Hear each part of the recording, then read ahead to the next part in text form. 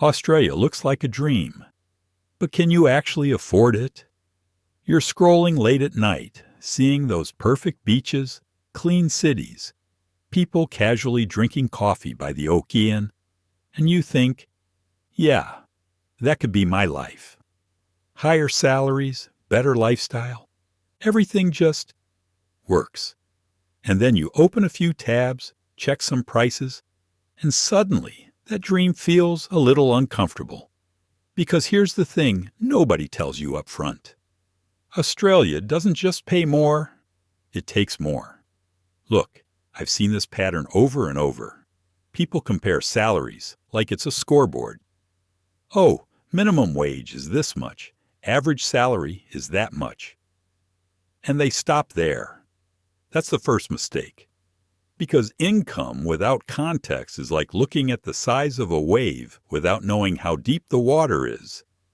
It tells you nothing about whether you'll actually survive it. Let's make this real. Imagine you land in Sydney. First week.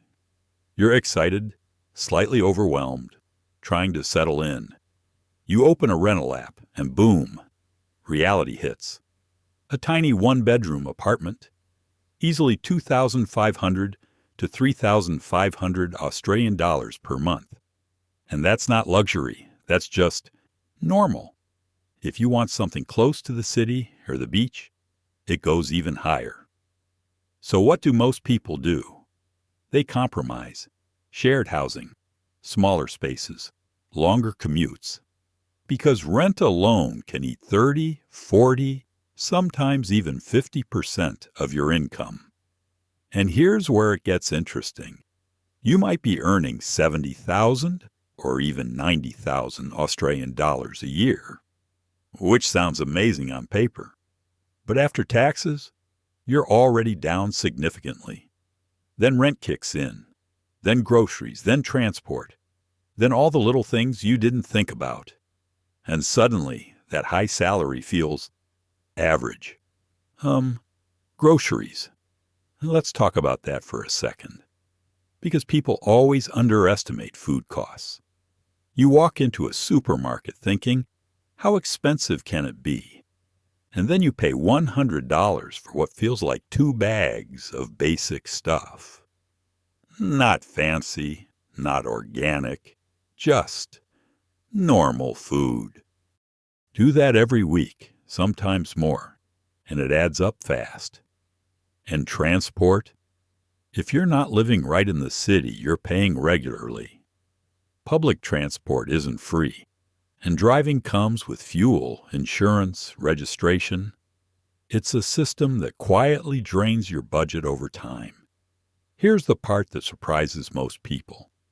Australia doesn't feel expensive in one big hit. It's not like buying a car, where you clearly see the price. It's death by 1,000 cuts. Small, constant expenses that slowly squeeze your financial freedom without you even noticing. And this is where a lot of people get stuck. They move for a better life, but end up in a cycle where they're working just to maintain that life. Not building wealth, not saving aggressively, just sustaining. It's like running on a treadmill that's slightly too fast. You're moving, you're sweating, but you're not actually getting ahead. Now, does that mean Australia isn't worth it? No, that's the wrong conclusion. Because here's the truth most people miss. Australia can be incredibly rewarding if you play the game correctly. And this is where we flip the script. First, you need to stop thinking like a tourist and start thinking like a strategist. Tourists see beaches and brunch. Strategists see numbers, trade-offs, and leverage. For example, location is everything. Sydney and Melbourne are the obvious choices, but they're also the most expensive. Move just a bit away, or consider cities like Brisbane, Adelaide, or Perth. And suddenly your cost of living drops while your earning potential doesn't fall as much as you'd expect. Second, Understand your industry before you move. Not all jobs are created equal. Some sectors in Australia pay extremely well relative to their costs. Think healthcare, construction, mining, tech. Others, not so much. If you come without that clarity, you're basically guessing. And guessing is expensive. Third, control your biggest expense. Housing. This is non-negotiable. If you get this wrong, everything else becomes harder. Sharing at the beginning isn't a failure, it's a strategy.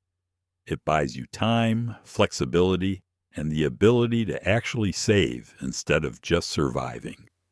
And here's a mindset shift that might feel uncomfortable. Just because people around you are spending doesn't mean they can afford it. Australia has a strong lifestyle culture. Eating out, traveling, upgrading, enjoying life. And that's great. Until you realize many people are financing that lifestyle with very thin margins. If you copy that behavior too early, you trap yourself. Instead, you delay. You build a buffer. You create breathing room. And then you upgrade your life on your terms.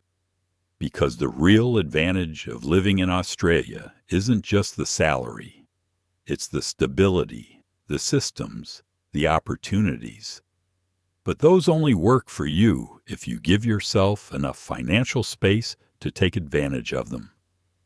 So, can you afford Australia? Yes. But not in the way Instagram sells it to you. You can't just show up, spend freely, and expect everything to work out. You need awareness. You need discipline. And honestly, you need a bit of humility in the beginning. Because the people who actually win in Australia aren't the ones chasing the dream blindly. They're the ones who understand the cost of that dream and build their life around it strategically. And once you do that, that expensive country suddenly becomes a place where you can actually move forward, not just keep up.